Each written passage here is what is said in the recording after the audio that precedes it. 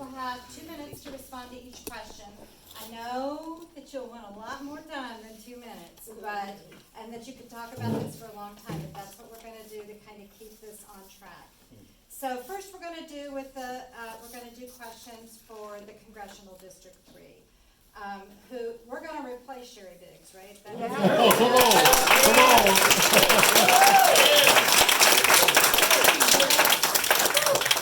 I hope so.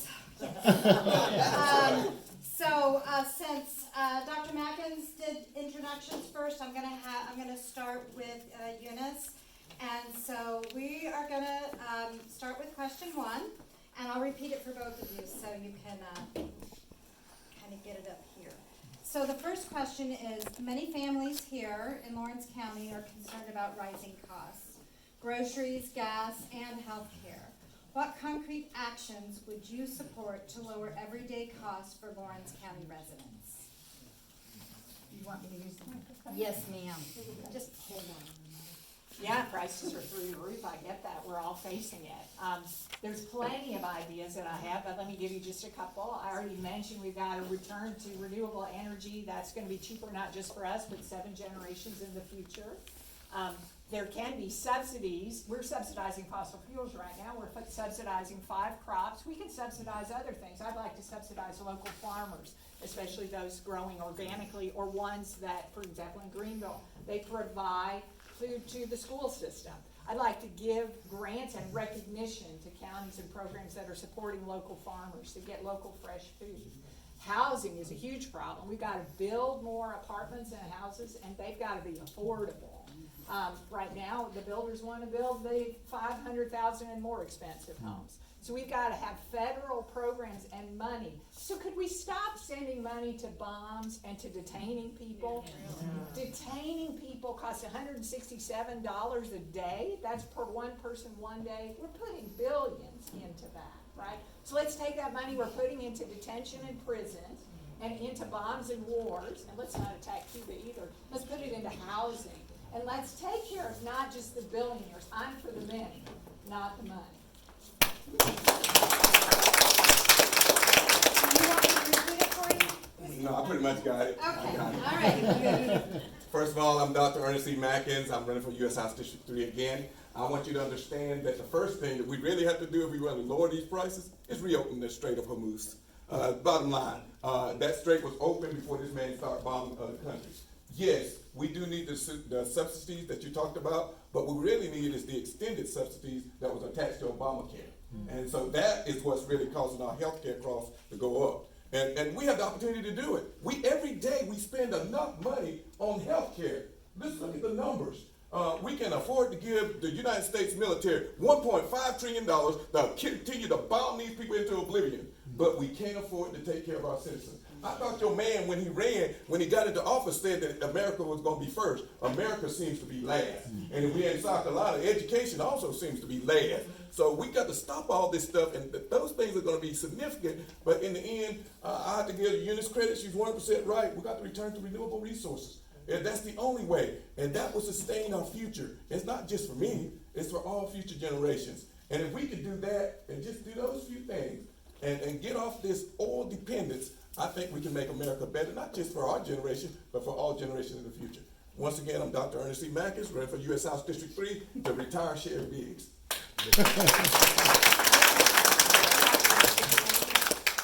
So the second question that we have is rural communities often feel overlooked. I know here in Lawrence County, we feel like we're just a side thought. It doesn't even concern us. So how would you ensure Lawrence County benefits from federal investment in infrastructure, broadband, and economic development? I'm glad you asked that question. Thank you. Let me talk to you about this. The problem is not with the money. Everybody always points to the money. The problem is the people in office. If we get those people out of office, we can reach the people in the local community, and we can reach those companies. I think also, and I'll tell you this, because I thought about this question a while, we can give grants to companies to go out to the rural communities to help those companies get out there, because it's always been about the money for them. But for me, it's about the people. And so we can also tap into our local government, because they have grants that they refuse to take because it comes from the D side of the aisle. Listen, I'm gonna say this to you, and I'm gonna be straightforward with you. As a candidate for this, I'm running for you, because this is what I need. I will not turn down any grants, whether it comes from the red side of the aisle or the blue side of the aisle, because it's about helping our people.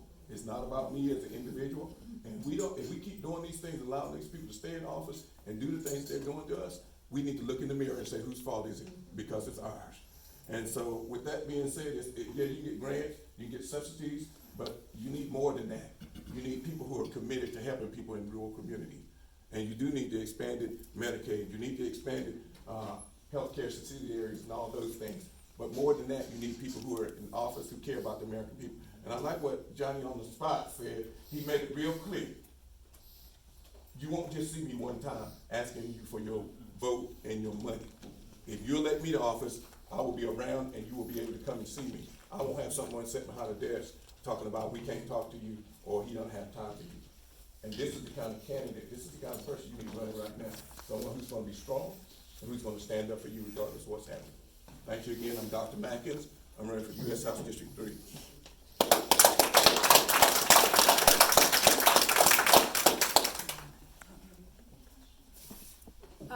I think I got it. Thank you. I'm Eunice Lehmacher, also for House District 3. I'm just curious, how many of you have some connection to healthcare? Like you either work in healthcare, you have a loved one in a nursing home, or you are a provider or work for a provider. Lots of the community benefits, not just the people who need the insurance. So one way to ensure that you in Lawrence County get funding is let's get that money back in healthcare. And as a provider, I do know how to expand Medicaid beyond the Medicaid expansion. That's a state decision for you guys. But I can make rules that make it more likely that people like me take Medicaid. I bet you don't have any Medicare and Medicaid providers in this area. I know some ways to make the rules easier to do that because I'm a provider myself. I also plan to have town hall meetings regularly in each county that we schedule and have open office hours so I can hear your needs. I cannot know everything, right? So I can't know where you need money. I know that you're already a trendsetter. You've got some solar going in here to make solar panels. Hooray for Lawrence County, making jobs. I'm gonna be talking about Lawrence County to all the other counties and say, could we be like Lawrence County? They're investing in our future and they're helping make our energy prices cheaper and build things at home. So I'm gonna find out your success stories. There's many of them. And I'm gonna share those with the other counties. I have 11 that I'll be serving, but I'm gonna be here to listen to you.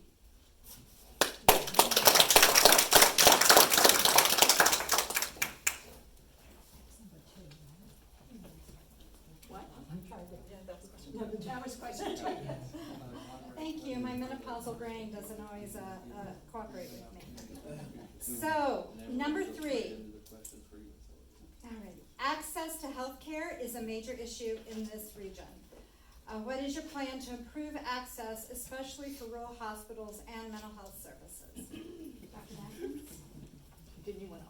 Oh, yes, sorry. I'm sorry. I couldn't remember. That's why I said my menopausal brain. It's easier to go second, so I don't mind if you want to go first. So when I worked for Clinton Rural Health, I came here with the Rural Health Clinic and provided mental health services right here in Clinton. And I learned about how y'all don't have that many services here, that many providers. As I said, as a provider, I know some things that the government is making it more difficult by having, so many Medicare Advantage plans, so many Medicaid HMOs. They gotta have rules. This can be done without charging any tax dollars. And then I also want to do what you said, Sylvia, the pipeline. We have, for example, not enough spots to be a nurse. So we've got to work with universities to get more nurses training programs and to get people out here to do their training. I brought students with me to learn how to do rural. I wanted them to learn how to do counseling in rural areas like this, not just in the big cities like Greenville, so they want a job here. So we got to mentor people. I've been 10 toes on the ground in healthcare even before I was a social worker, working to help people get access. I'm going to take all that experience of where the roadblocks are and put that into practice, and of course work on funding. Medicare, Medicaid, and the ACA are major sources of funding for your hospital and for all your doctor's offices.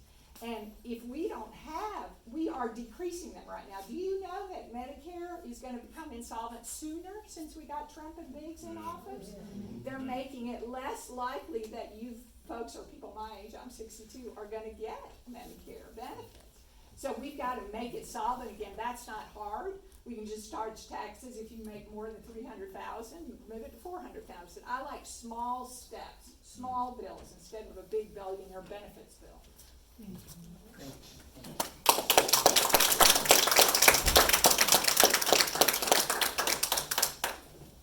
Like I said before, in getting health care to the rural areas, first thing we gotta do is stop turning down federal dollars. And then the second thing, if we really are serious and committed about doing this, we gotta get with universities, and not just universities, but high schools and two-year colleges, and get more students into the nursing program. And then I'm gonna tell you this, we gotta take it even one step further. We gotta make nurses back into professionals, and like they should make teachers back into professionals, because I've been in education for over 28 years and retiring from education. And then once you do all of that, not only just give these programs or develop these programs. See, everybody's about program. That's why we lost the last election. Everybody's about program. People need to understand that you care about them. We need to give incentives for these nurses to work in these rural hospitals and these rural areas. And that's what's not happening. You can have all the medical expertise that you want, but if you can't convince someone to work in the area, it's not gonna happen. And I can guarantee you that because I worked in a small, what they call country town. And it's hard to get even teachers to come down there. And so with that being said, I'm gonna say this, you do need the grants, we do need to get funding, but you're not gonna get funding unless you're willing to fight for funding in Congress, unless you're willing to stand up. Yes, we can talk about taxing a certain level of income, and that's been done. But if they tax you and they don't use it for health care and Medicaid, what good is it? That's my question, what good is it? So that money needs to be funneled to those local and rural hospitals. And those state governments or local governments should not be able to turn them down. So Dr. Mackins for House District 3, if you want real change.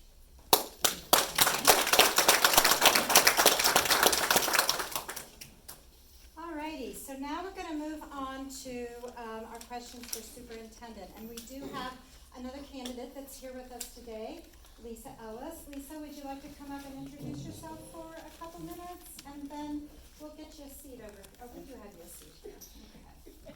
I wanted it to be on camera. There's a microphone with Kelly. Okay. It's a little baby microphone. It is a baby microphone. Good morning, everyone. My name is Lisa Ellis. I'm running for State Superintendent of Education. It's great to be with y'all today. Just a little bit background about me. I am a 25-year veteran teacher.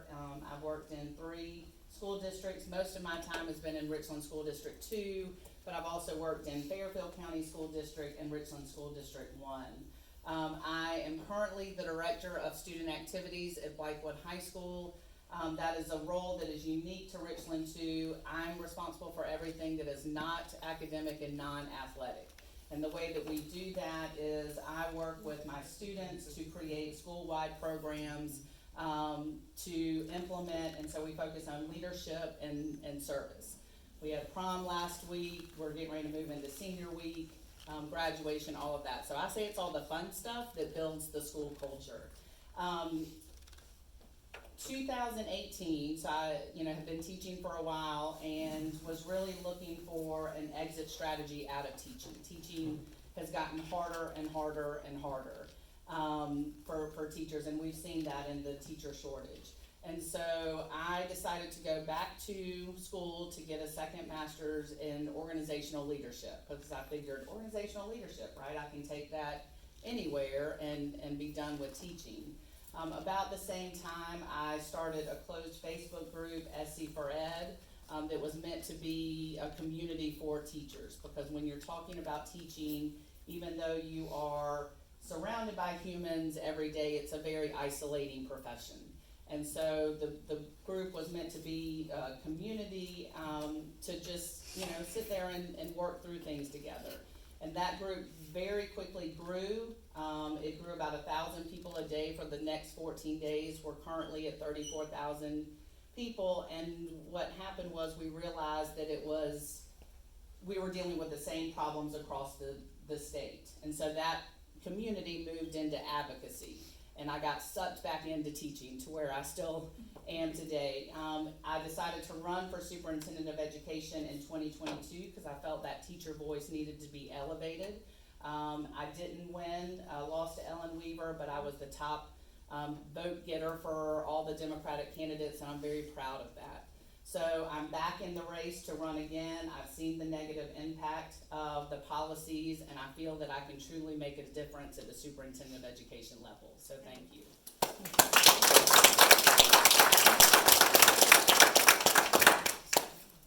Alrighty, so now we'll start with the superintendent moderated questions. The first question is, teachers in Lawrence County can often earn more just by moving to a nearby district. What concrete steps would you take to close that pay gap and make sure rural districts like ours can recruit and retain qualified teachers? Sylvia, would you Yes, like ma'am. to start? Thank you. So I actually worked in a rural area, so I understand the challenge of, first of all, finding teachers in the rural area, and secondly, keeping the teachers who live in the district teaching in the district. Because one thing that I found when, as a district coordinator, I was in classrooms at the middle school and the high school level. And what I noticed is the teachers who live within the district were the ones who were like, all right, if I see you doing that, I'm gonna tell your mom, you know, and they had that respect. Whereas the teachers who lived outside of the district, and I'm not saying all of them, I'm just telling you what I observed, there's not the same level of relationship versus, you know, the students who see the teachers in the school store. So that's very important to make sure we get those teachers back into their districts. So how I plan to do that as superintendent is provide incentives, whether it be a housing incentive, whether it be a bonus. Because one thing that we have to remember is the needs are different all over our state. We can't just cookie cut and say, this is what we're gonna do and expect it to work in every district. So the key thing is, as superintendent, my job is to communicate with the local superintendent school board, find out what things can we offer, what packages, is it healthcare? Because that's a state level thing that we can provide, maybe tax cuts, something. But talking to those local superintendents, what incentives can we offer, provide to supplement, to keep our teachers in our districts?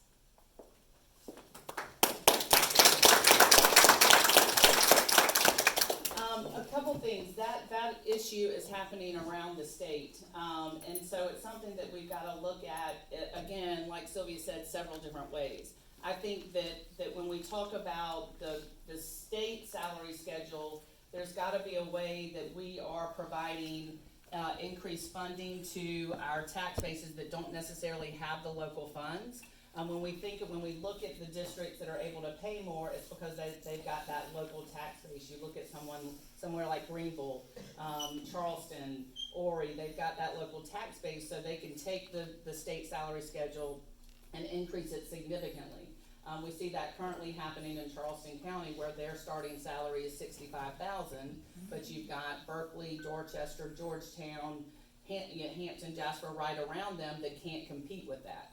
So there's got to be a way for the state and the superintendent to reallocate or look at that funding that's coming through and figure out a way to encourage the local school districts to offset some of those local monies and increasing the funding there. They tried to do that years ago with national board certifications into rural areas, and it was effective until the districts started just increasing their own stipends. I think also being creative in how you help teachers survive. Fairfield County has what we call the teacher village, where they have subsidized housing for their teachers there. Those are, public-private partnerships that really allow, teacher loan forgiveness, offering other ways for teachers to earn master's degrees and things like that. So again, it does have to be local, and we've got to figure out, and it's got to be a range of options for teachers.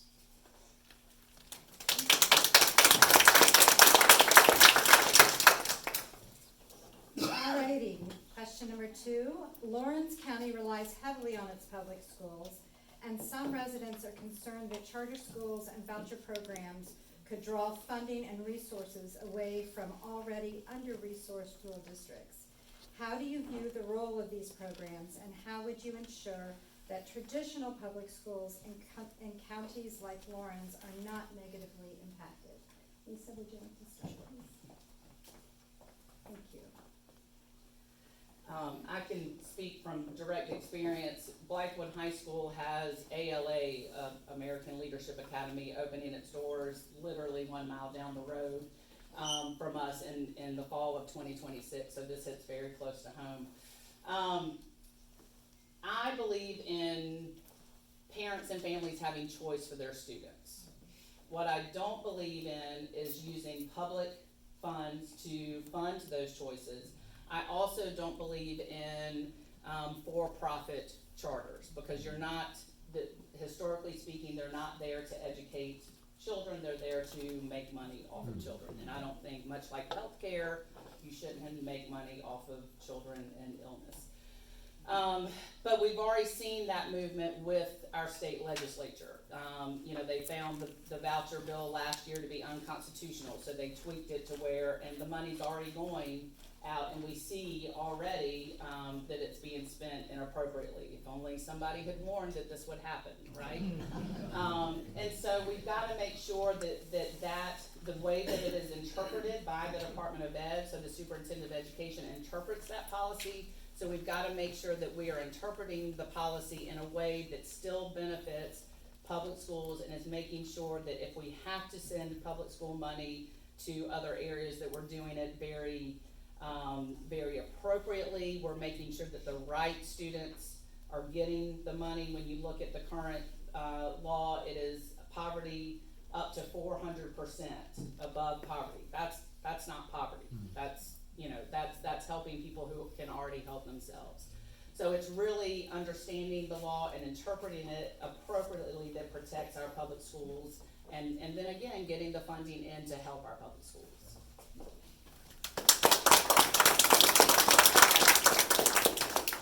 So I believe that parents have a right to send their kids wherever they want to send them, whether it's private, charter, public, micro school, homeschool, that's their right. But again, public funding belongs in public schools, and it's backed up by our state constitution. How I plan to protect our rural areas, because again, I've seen the effect of the neglect for our rural areas. I've been to a school where the students hadn't had a math teacher for the past 3 years. So then they take that test in 8th grade, our scores were 6%, and people might think, oh, that kid doesn't want to learn. No, the kids didn't have a teacher. So they need teachers, and so what I plan to do is fully fund our public schools. And what I mean by fully funding, I mean having those conversations, because I've traveled all 46 counties, talking to board members, mayors, council members, parents, like everyone, all stakeholders, finding out what are the issues in their counties, in their communities, because again, each area has different needs. So again, you cannot cookie cut and just send money places. So when I say fully fund, I mean having conversations with stakeholders, finding out what resources, what supports do you need, and then providing that funding for that. Because there is money in education. I was having a conversation with a gentleman earlier. We have billions of dollars is being invested in education. The issue is, where's the money going? So that's my goal. That's what I plan to do. Fully fund public education all over our state. Thank you.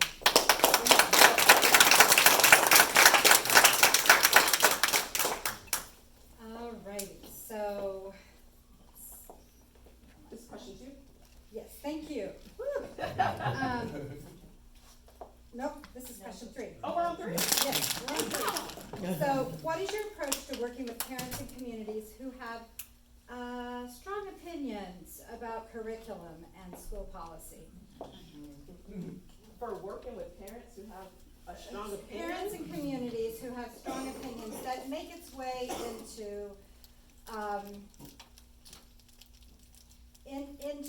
like the state school board, things regarding what are in school libraries, Culture war. what kids are taught, that kind of thing. So you're asking, what can I do as state superintendent? Yes, what can you do as state? To work with, or to, I guess, calm To the address, parents? yes, to to balance out that, the needs of many to the desires of a few that are getting vocalized. Okay, I think I sort of understand this question. I was trying to, let's see. Trying to be diplomatic. Trying to be diplomatic about this without saying, you know, how can we ensure that children are being Not indoctrinated? indoctrinated to certain things or kept, you know, history being Okay, I get it. whitewashed, you know, that kind of Yes, thing. thank you, okay, I'm clear now, because I have to understand the question. Yes, it now. wasn't Right. clear, it Okay. was very, So basically what's happening right now is the current state superintendent, she's pushing PragerU. She's pushing the Turning Point, Club America, Yes. this indoctrination. That's part of her agenda though, because she's part of the Project 2025 Trump agenda. So that's her agenda. I'm the opposite of the state superintendent that's in right now. My agenda isn't about Republican or Democrat. It's not about pushing conservatives or liberal issues. My job as superintendent is to make sure that our students are growing and prepared for the future. So that's what my policies will focus on. For example, what I want to do for curriculum, I want to merge careers and our basic instructional skills. So as a district coordinator, I had the opportunity to merge logistics and English 3. And so merging that curriculum, that allowed the teacher to have more project-based learning, relevant learning, hands-on. The kids weren't just sitting at a desk. They were actually doing hands-on stuff that related to logistics. So if they were interested in logistics, or if they wanted to go further with logistics, because this is like an intro course, then they had that intro information. That's what I want to do. In elementary school and middle school, I want to merge this curriculum. That way the kids can explore the different careers. There are 800 occupations here in South Carolina that our kids know nothing about. So when they get to high school, they're wasting time trying to figure out what they want to do. They waste the 4 years. So what I plan to do with this is they have that exploration. When they get to high school, they have 3 paths. They can either go to college, and so they're on this path to be prepared for college. If they want to be in the military, preparing them for the ASVAB, they're on the pathway for that. Or if they just want to go into the workforce, there are certifications that they can take that will help lead them that way.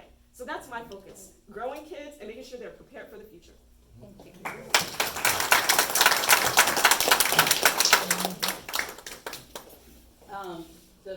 The role, as Sylvia says, the role of the superintendent is to take care of all of our children. It is a position that should be neutral.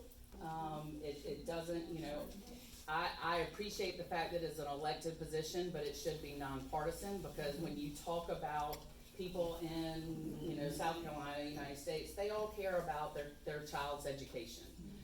And so we have got to make sure that we're taking care of all of our children.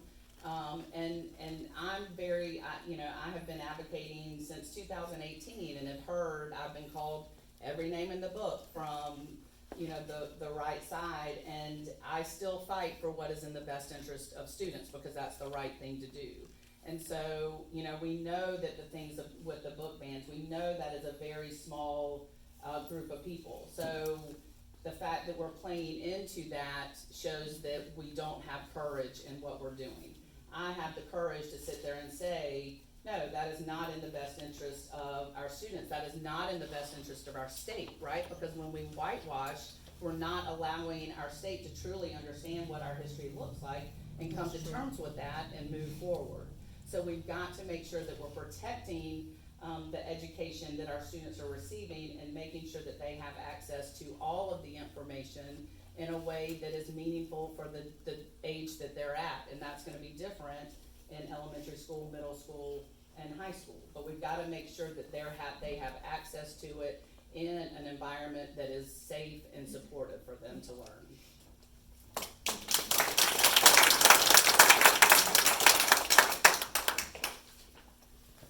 So thank you, superintendent candidates. We're glad that we finally got that third question. We had some clarity around that. So now we're gonna move on to the State House candidates. All the State House candidates here today are running unopposed. So we're excited that they are gonna be on the ballot, and an opportunity to flip some seats blue, which we're very much looking forward to. So each of these questions that I'm gonna ask that give you the opportunity to answer, we'll just kind of go. I can't promise that I'll flip back and forth. I have no idea if I'll be able to manage that. So, number one, what are your priorities for economic development in Lawrence County? And how would you bring jobs that provide stable, livable wages? Lynn, would you like to start? Sure. To start with, I think I'd try to get the state legislators on board with a minimum wage. Okay, a reasonable living wage. I'm not saying we need to go to $15 or $18 like some other states, but we completely lack a minimum wage. So we default to the federal wage of $7.25 an hour, okay? So when our youth graduate college or high school, they're gonna go somewhere else. They're gonna move out. So these small businesses, other areas don't even have a way to develop and build because there's no one here left to build it with them. So that's one of the first things I would do, is work on getting a state minimum wage that's a little bit higher than the federal. Robert?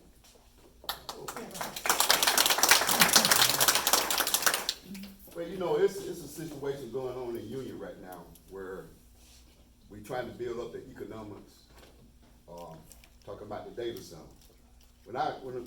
When I tell people, a lot of people against the data center and stuff, but a lot of people are not cyber security or cyber or IT, don't have that knowledge.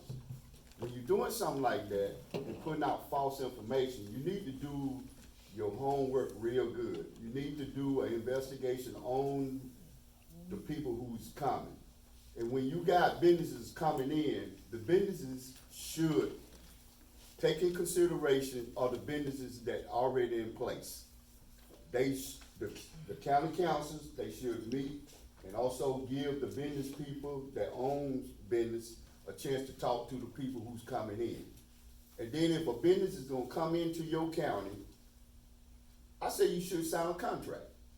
Don't come and stay 40-some years and then when you make your money, then you jet. It should be a contract signed between that company and that county to make sure that the benefits for that particular county is gonna come in from that business. So that's how I feel about that. Don't use the county just to make your money and then you jet. Because that plays a very important part on the citizens within that county. Thank you. Tony, do you want to speak to that as far as Anderson County goes? Yes. This is what I would propose, because see, we are a tight-knit, unit, the upstate. So it's Greenville down to Lawrence, you know, across to, Westminster, all those areas. But this is what I'm proposing, is that we go in and we do a lot of cleansing. Because unless we do the cleansing, they're gonna continue to rob these smaller places and gonna continue to give to the bigger places, Greenville. Saying nothing bad about Greenville, but people don't wanna drive 45 minutes to an hour to get to work. You know, so we need to find ways to get these small businesses to invest in these other counties where these people live. Because transportation, if y'all haven't noticed, transportation is a real, you know what? It's rough. You get up in the morning, you have to drive, usually take you 45 minutes, take you an hour and 15 minutes. So we need to, like I say, I get in, I'm gonna propose a deal to where the upstate can work with the upstate. But we're gonna have to urge Columbia to free up that money in order for us to do great things here. You know, and if we have a collective effort, that means Greenville, Anderson, Spartanburg, everybody's gonna be helping. Lawrence, all these other people that we're affiliated with. So we can't get anywhere if we stay separate. So we gotta work as a unit. That's what I'm gonna be fighting for. And like I say, y'all gonna see my face. I'm not gonna be one to run. No, sir. Yes, ma'am. Thank you, John. All right, the next question is about infrastructure. Roads, internet, access, and utilities continue to be a concern. Even here in Clinton, and I don't know about Lawrence, people that live in Lawrence can tell me this, we don't have access to fiber. It's just the most terrible internet access in the world. Anyway, it continues to be a concern. So what specific policies would you advocate for at the state level? Robert, you want to start with that? As you know, the Spectrum down our way, they won the government contract for the fight. And so they have the contract to make sure that their system is put in all the rural areas. And they are still continuing to put it out down our way. So I know there's probably other companies up here that deals with our internet system. It's a little bit different from, Spectrum. Right. So the company that won the government contract, because they should be the one that responsible for putting the fiber throughout the state, especially in the upstate, you know? So if you won the government contract and you got other companies that supposed to improve on their infrastructure of the fiber network and stuff, if they're not doing their job, then you put the people in there that won the government contract to get it done, you know? So, you know, cyber is the future of America now, you know? So South Carolina is behind in the cyber network. All the other states, you know, they looking towards the future. So that's why we got to improve our infrastructure for the future and everything, and for the counties. Thank you.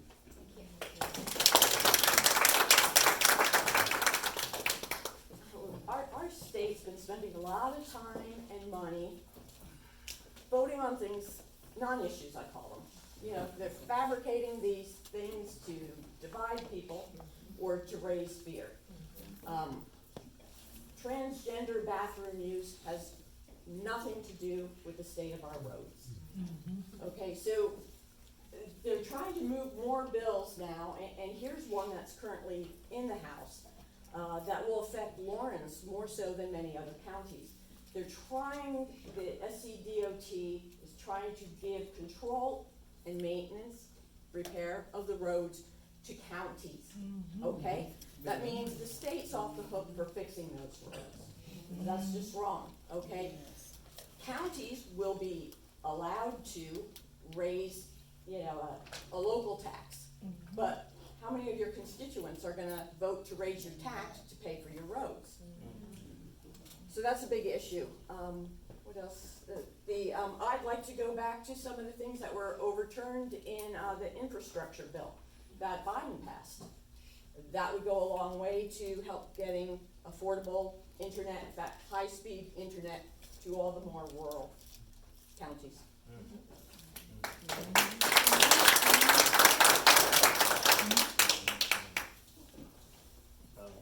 Being in transportation, infrastructure, it is a must. We gotta get this fixed, okay?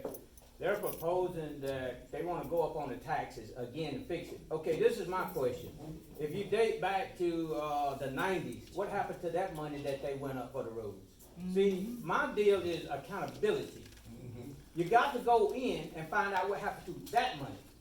If it's going to court spending, that's what we gotta stop. They're robbing education, infrastructure. We should not have kids on a basic level when they graduate. I do not want to go to the hospital and lay in that bed and someone come in and stick a needle in my tail and supposed to go on my arm. You understand what I'm saying?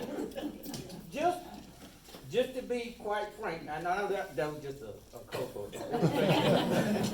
But my deal is, I need to find out what happened to that other money. We have a thing called a gas tax, right? Every gallon of gas you buy, right? So we need to find out what the hell that money's going to. Because if we don't, guess what's gonna happen? They're gonna keep getting more and more money. And then some people are gonna keep getting fed on the back end. But this is something that y'all do not know. The bureaucrats in Columbia have friends, right? And those friends have these companies, like these paving companies. Okay, they'll go in and get the contracts, right? But guess what they're paving? All the upscale areas. All the rural areas and all the areas where people stay that's less than, you run over those roads, yeah, you're gonna need some really good tires. And nowadays you can't afford tires because they're so expensive. But my deal is back to the basics, is accountability. We got to find out where the money's going. And the only way you can be accountable is to have somebody go in and find out and be able to publicate it. That's the only way. Thank you, Johnny.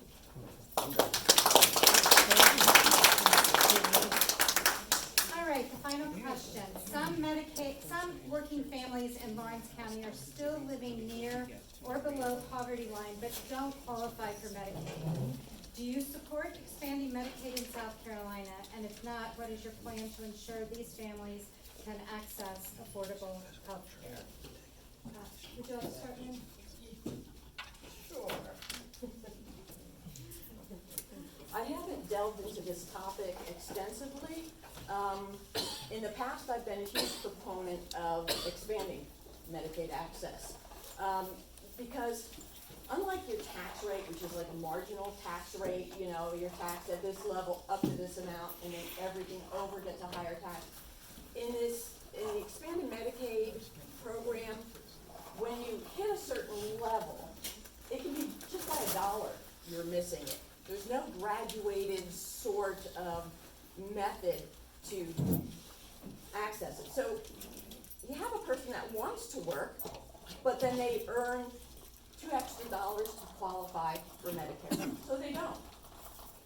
That kind of situation needs to stop. I think we can do it with expanding Medicaid. I will look more into different solutions on a state level, but that's where it is now. Yeah, with this here, you know, we're a country that everybody should have health care. Nobody in the United States should be paying for health care. Now, I haven't really went into my bowels yet, but before the war and war on terrorism and everything, I was first sergeant over AR Metcom Medical Unit. I worked almost over 20 years at Spire Regional in nursing. My goal was to take care of the patients. But now, since I retired and everything, I got TRICARE for life. I got Medicare. But if I go to Spire Region and have something done, I'm still stuck with having to pay almost about $100 to $5. They want $5. You know, so a lot of that problem is coming from the hospital systems that's in the state price gouging. And so, yes, the medical for all people should be fixed. And I don't know a whole lot about it, but I will do my research to make sure that when the votes come up on the House about that, I'm gonna question them because I'm gonna have my facts together. So everybody should have health care, regardless of what. Thank you.